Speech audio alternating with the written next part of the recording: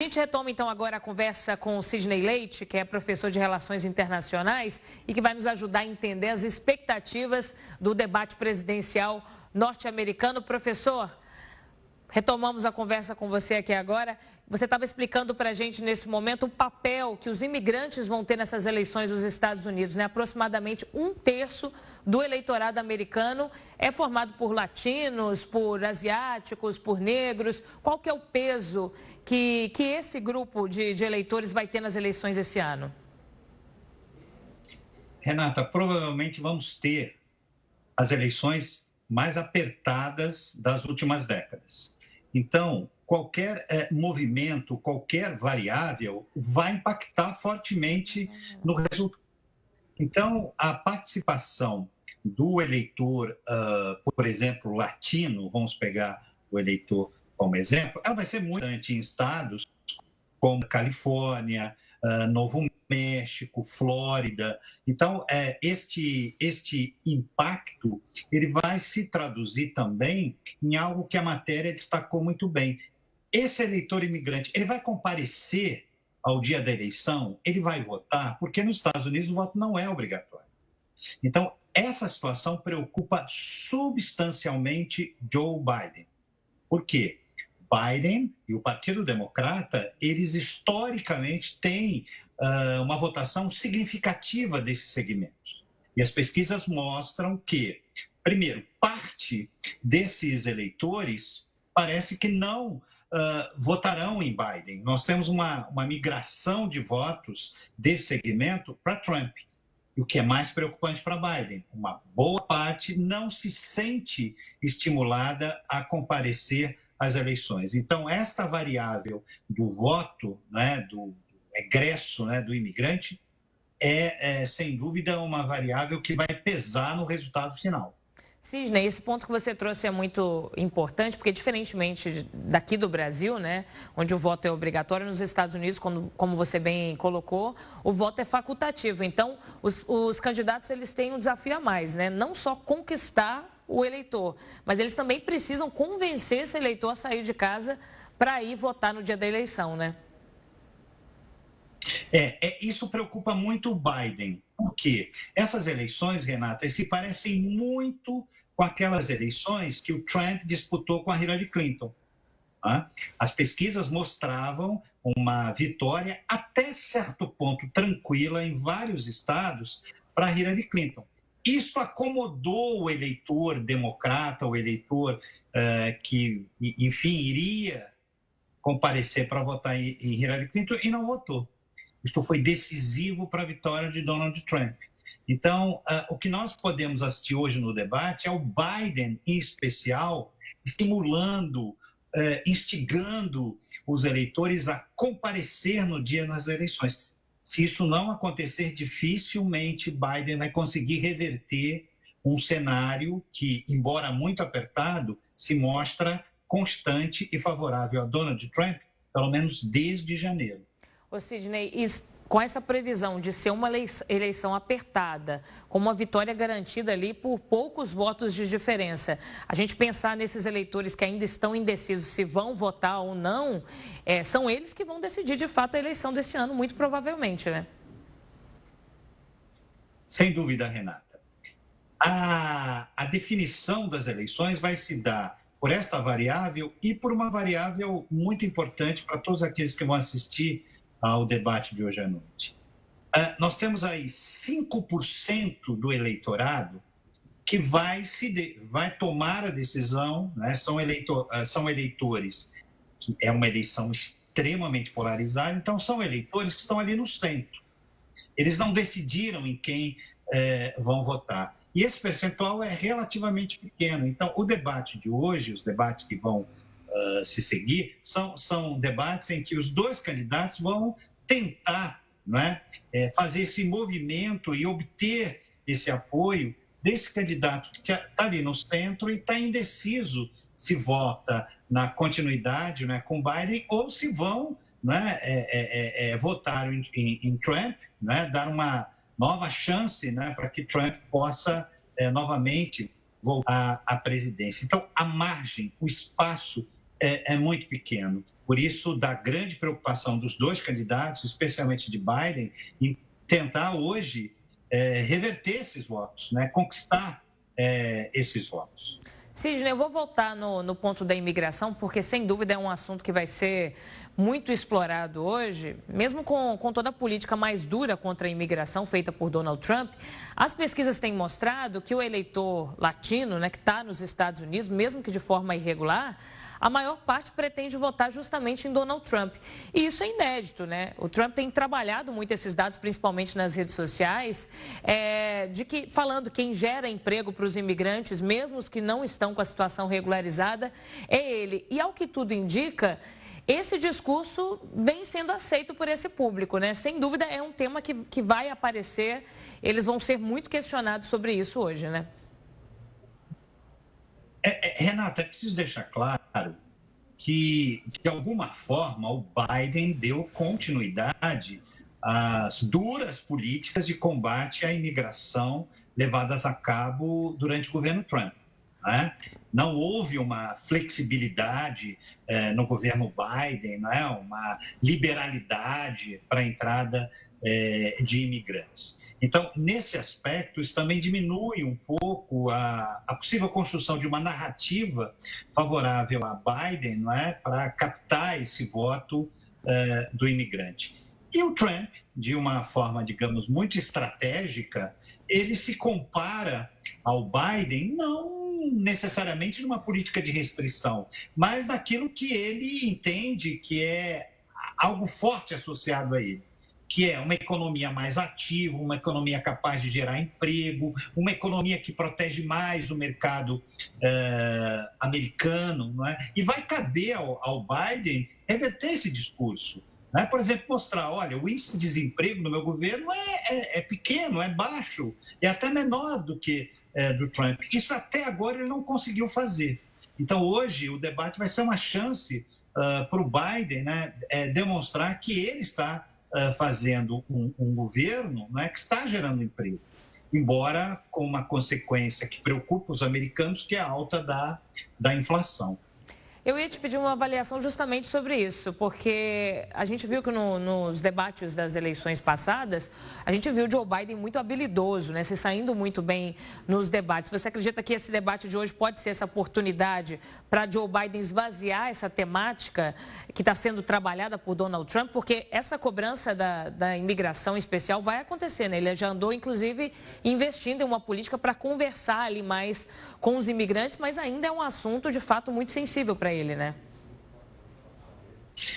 Não há como menosprezar o Joe Biden. Ele é um político extremamente experiente e ele tem um estilo bem diferente do Trump, né? É um estilo pastoral, um estilo de construir argumentos, explicar, orientar, né? Um discurso muito calcado, digamos, numa análise racional, lógica da realidade. Né? E ele tem um oponente que também é muito habilidoso, que é um discurso muito mais televisivo, né? Da espetacularização, de frases, de efeitos. Os dois são bons, né? Os dois são eficientes. A questão é, neste contexto tão polarizado, em que a margem de manobra, em que as variáveis pequenas serão decisivas, quais dos dois discursos serão mais eficazes e eficientes?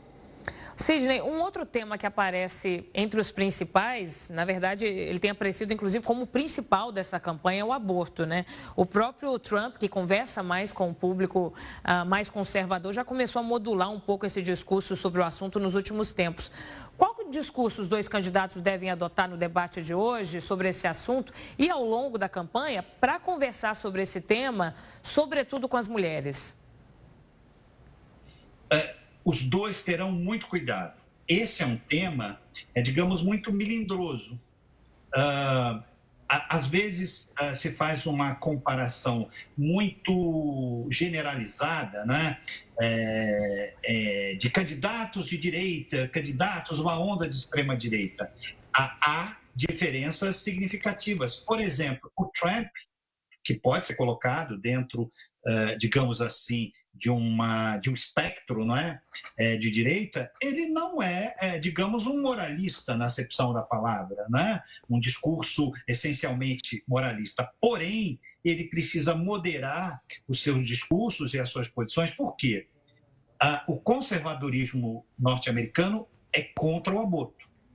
E tem uma expectativa de que ele faça um pronunciamento, de que ele se posicione. Ele tem escorregado no tema. E, de outro lado, nós temos o Biden. Né? O Biden é um liberal. Né? O Biden é favorável ao aborto. Né? Seria surpreendente se ele mudasse a sua posição, o que iria, sem dúvida, uma grande o seu eleitorado liberal. Então, o tema do aborto é um tema que divide. É um tema que os candidatos com muita idade vão tentar, né, se esquivar de posições mais peremptórias, posições incisivas. Ô Sidney, a gente falou aqui sobre a questão da imigração, do aborto, que estão entre os temas principais, e fechando esse tripé aí mais importante para o eleitorado americano, vamos falar da questão da segurança, que também aparece ali entre os temas mais importantes, né? O Donald Trump, em especial, tem falado muito sobre isso, né? Há toda uma pressão, inclusive nas redes sociais, onde ele investe bastante, de que o crime está desenfreado nos Estados Unidos. Eu queria saber de que forma que você avalia esse discurso e como que ele deve ser abordado também mais tarde no debate de hoje. Renata, ganha a eleição quem consegue fazer dos seus assuntos, dos seus temas, da sua agenda, a agenda prioritária. E o tema da segurança interna e externa, hoje provavelmente vai ser um debate mais de questões internas, os próximos debates vão enveredar mais para o campo da política externa, é uma bandeira forte do Donald Trump. O combate à criminalidade, leis mais rígidas, não é? Digamos, um discurso francamente favorável à ação policial, o tratamento, não é, de questões mesmo de ordem social sob o viés da segurança. Então, nisto é um flanco que o Trump entende que o Biden possui, que os democratas possuem. Então, ele vai ser muito incisivo, né, de que se combate a questão do avanço, do crescimento da criminalidade, da violência, especialmente nas grandes cidades, com polícia, com leis rígidas, não é? Enquanto o Biden vai defender, digamos, o aumento dos programas sociais, maiores investimentos em programas sociais. Isso divide claramente os dois candidatos. Não é? Aí são posições que eu diria mais ideológicas, que historicamente marcam uma cisão entre um partido republicano, não é, mais cioso das questões de segurança, enquanto um partido democrata mais cioso de programas sociais que repercutiriam a longo prazo, né, do ponto de vista mais estratégico, na diminuição da criminalidade. Então, esse é, digamos, no contexto atual, um tema da agenda de Trump favorável a ele. Né? Ele vai explorar muito o crescimento da violência, o crescimento, enfim, do temor, especialmente da classe média, de uma violência desenfreada, notoriamente nas grandes cidades americanas. Sidney, nas pesquisas de intenção de votos, em muitas delas, Donald Trump tem aparecido na frente, né? Por um outro lado, a gente falou aqui que o Biden costuma ser hábil ali nos debates, né? Foi assim em 2020 e ele ganha porque ele consegue falar mais diretamente ali ao eleitor médio dos Estados Unidos. São 40 anos de vida pública, como você disse, um político já experiente. A expectativa é que os debates dessa campanha, o debate de hoje, de forma especial, eles sigam mais ou menos o que a gente viu nas eleições passadas. A gente viu que, em termos de estrutura do debate, algumas mudanças aconteceram, inclusive por alguns entreveres ali entre os dois candidatos nas eleições passadas. Mas o que a gente deve ver do posicionamento dos dois, de Trump e de Biden, deve seguir a linha dos dois que a gente já está acostumado ou pode vir um outro cenário esse ano? Os dois já se conhecem, né? já passaram por um processo eleitoral, já participaram de debates, não é? Então, isto é um fato historicamente novo. Um outro fato historicamente novo, pela primeira vez nós vamos ter um debate antes das convenções partidárias. Então, houve uma antecipação do debate. Há um grande ponto de interrogação. Isso vai favorecer a Trump ou vai favorecer a Biden? Não é? Então, parece-me que este debate, especialmente o debate de hoje, ele vai ser uma espécie de um ensaio, né, em que os dois candidatos vão um pouco mapear terreno, vão identificar quais são as armas, as técnicas de dissuasão, de persuasão do outro, para que isto, de alguma forma, e esse debate é muito importante, nós tenhamos a agenda da campanha para as próximas semanas. Né? O que vai se discutir? Provavelmente vai ser resultado, né, do que acontecerá no debate de hoje. Mas é importante a gente perceber que nós temos cenários muito cristalizados. Nós temos basicamente 6 ou 7 estados cuja pesquisa eleitoral está muito apertada, que são chamados estados pêndulos, que vão definir o resultado da eleição.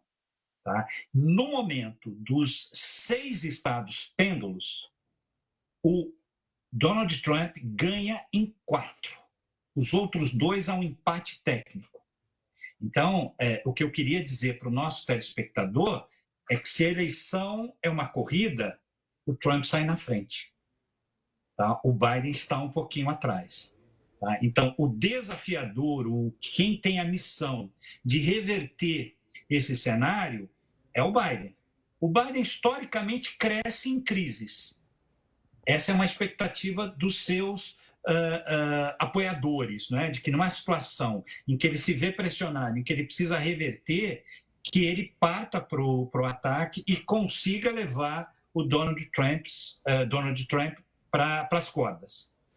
Né? Então, esse é um ponto de interrogação que a gente começa a responder na noite de hoje.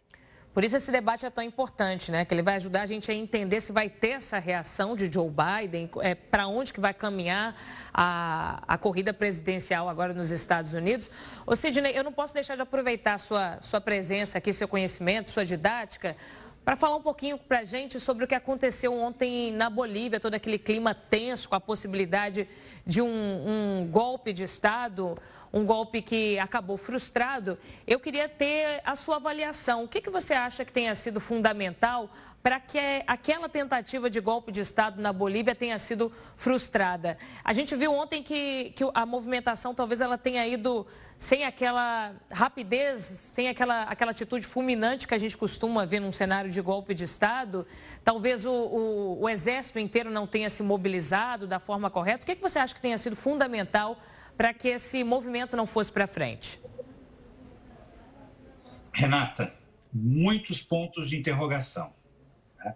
O que podemos analisar diante do que vimos ontem, primeiro, se de fato havia ali a intenção de dar um golpe de Estado, foi um desastre, porque não houve a menor preparação, né? Não havia ali uma articulação mais elaborada que pudesse atrair segmentos, por exemplo, da classe média, do empresariado. Há dúvidas até que ponto havia uma unidade das Forças Armadas. Me parece muito mais que foi uma iniciativa pessoal, voluntarista, de um general insatisfeito que conseguiu mobilizar segmentos da sua tropa. Né? Parece-me muito importante para a gente entender o que aconteceu ontem, a situação da democracia boliviana, que embora sejam aí 4 décadas de vida democrática, parece-me que o episódio de ontem demonstrou que é uma democracia que não está consolidada. E precisamos também ter muito cuidado, Renata, em entender o que está acontecendo na Bolívia, levando em consideração que o ano que vem é um ano de eleições. E nós temos o Evo Morales novamente querendo ser candidato, embora a Constituição não o permita. O Arce, que é do mesmo partido do Evo Morales, ele rompeu com Evo Morales. Então, nós temos ali uma divisão política que está fragilizando as instituições e a própria democracia boliviana. Então, há muitas respostas ainda a serem obtidas. O general, que agora está preso, ele alega que foi uma tentativa de autogolpe para alavancar a popularidade do Luiz Arce, o atual presidente da Bolívia. A conclusão que podemos chegar, isso com certeza, é que, infelizmente, a Bolívia e outros países da América Latina ainda não têm uma democracia consolidada e são vítimas dessas atitudes voluntaristas, né, e do desrespeito constitucional, do desrespeito aos resultados eleitorais. Infelizmente, a Bolívia ainda não consolidou as suas instituições e, de um modo geral, a sua democracia. Ô Sidney, é um cenário preocupante, porque em 2019 mesmo a Bolívia passou por uma tentativa por um movimento como esse. Pode parecer um tempo curto olhando assim por fora, mas do ponto de vista político e histórico, é muito pouco tempo, né, para a gente ver mais uma vez um cenário desse parecido acontecendo, né? Muito parecido. Lembrando ao nosso espectador, não é? Processo eleitoral, muitas suspeitas de que houve fraude nas eleições. O presidente Evo Morales é derrubado, vai para o exílio no México. Há novas eleições, o partido do Evo Morales ganha, com o atual presidente, né, o Luiz Arce. Evo Morales volta para a Bolívia e, diariamente, né, ele anuncia que é candidato às eleições de 2025, porém a Constituição não permite. Então, nós temos ali uma série de fios soltos na democracia, né? As instituições, elas ficam muito à mercê da vontade, né, do autoritarismo de personagens e não do que é mais importante, não é? Que é a sociedade e o voto do eleitor. Então, como você falou muito bem, não é? É um espaço de tempo muito próximo. Então, a democracia boliviana ela se fragilizando, né? Ela vai se enfraquecendo. Partidos frágeis, não há representação de todos os espectros políticos, né, que seriam capazes de concorrer e de, enfim, numa democracia, concorrer e ganhar as eleições, né? Então, é muito preocupante, não só a Bolívia, a gente pode estender isso para outros países da América do Sul, né? Estenderia para o Paraguai, que vive uma certa estabilidade, mas também a gente pode estender o nosso raciocínio de democracias não consolidadas à própria Venezuela, né? E mesmo a situação parecendo tendo sido tranquilizada de alguma forma de ontem para hoje, a verdade é que o governo agora vai atuar com uma oposição que não é uma oposição normal, né? Uma oposição que a gente já viu que atua com violência. Então, o desafio continua, né? Professor Sidney Leite, quero te agradecer, viu, pela participação, por nos ajudar a entender aí as expectativas para o debate presidencial dos Estados Unidos hoje à noite e também todos os desafios que Donald Trump e Joe Biden vão enfrentar nessa campanha presidencial e agora também nos ajudando a entender esse cenário, toda essa tensão desse golpe de Estado, essa tentativa de golpe de Estado, né, frustrada na Bolívia, que aconteceu ontem à tarde. Quero te agradecer pela participação. Muito obrigada e uma ótima tarde. Um forte abraço, Renata.